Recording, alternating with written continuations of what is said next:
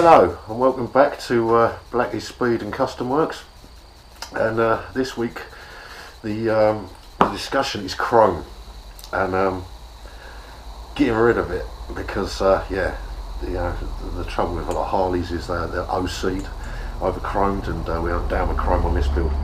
We are down with chrome on any build. So anyway, what lays ahead of us are these forward controls I've stuck on here.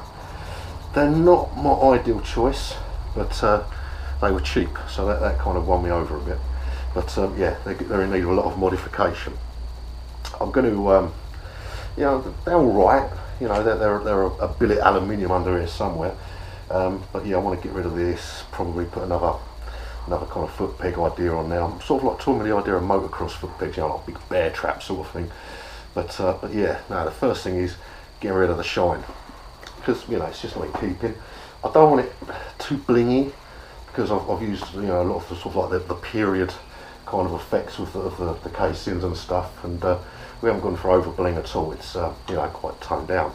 But yeah, so I've already started having a go, and the way we're going to sort of de-chrome or de-shine this is with the aid of the old Scotch pads. And as you can see, I don't know if you can pick it up on now, but it just mats it down nicely. But what you got underneath, I imagine you already know about chrome, but the way they do it is they'll get the base metal, in this case billet aluminium, which they should have left it at, and then they'll dip it and electro voodoo it, and so they'll put a layer of copper, then they tend to put a layer of nickel on there, and then the last shine that's all polished up. So yeah, the idea, as we start taking the layers down, it will start to bring through the bases that are below it.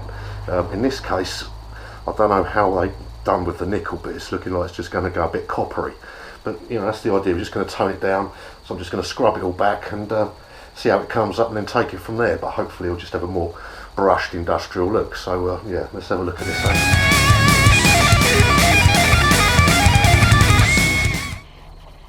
So I don't know if you can see this. I've just given this a little bit of a scrubbing over, just gently. Don't go too mad with it, because I imagine this was probably chromed in China or something, and they don't put too thick a coat on it. But yeah, it's just all we're doing is just giving it a little tickle over. I'm keeping it all going in a straight line. I don't want it swirly. Just getting a nice brushed look, but it just takes that sheen off. And I don't know if you can see in this light, but it's just starting to bring through that kind of little bit of yellow in, and that's what I want. That's the nickel underneath. On the corners it's gone a little bit more. It's down to the copper underneath that. But I'm just going to work this over, do the whole lot, match it up, and just give it a little bit more of a bit of a hardcore look than that nasty chrome. But yeah, we've got what I'm going to have to do is strip all the components down, do them all individually, then bolt them all back up, and give it a look.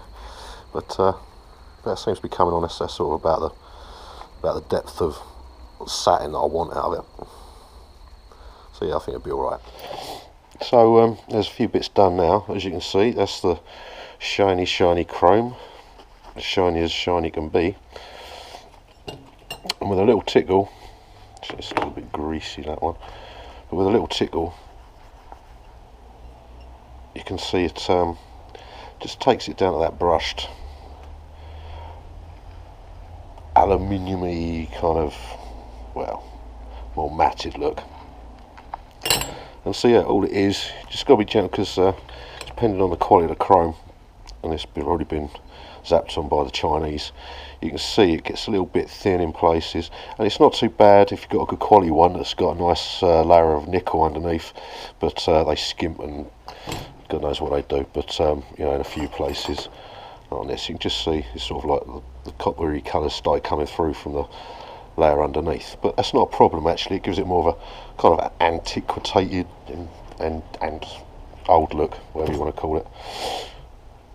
So yeah, all I'm doing, I've got a couple of three grades of Scotch Brite, coarse one, medium one, and a fine one. Is that a coarse one? Yeah, it's a coarse one. And yeah, it is just a matter of just gently tickling her over. I just tend to do it with the heavy one first. If you've got proper hard chrome, you can go with a bit of wet and dry. it just sort of like just takes it off. It's down to you if you want a nice swirly pattern, tight swirls, or I'm just doing mine trying to get all the strokes in the same line.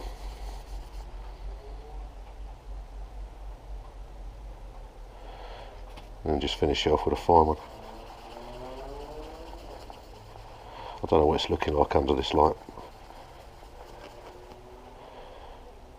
But yeah, I find that personally much more appealing than old Bobby Dazzler.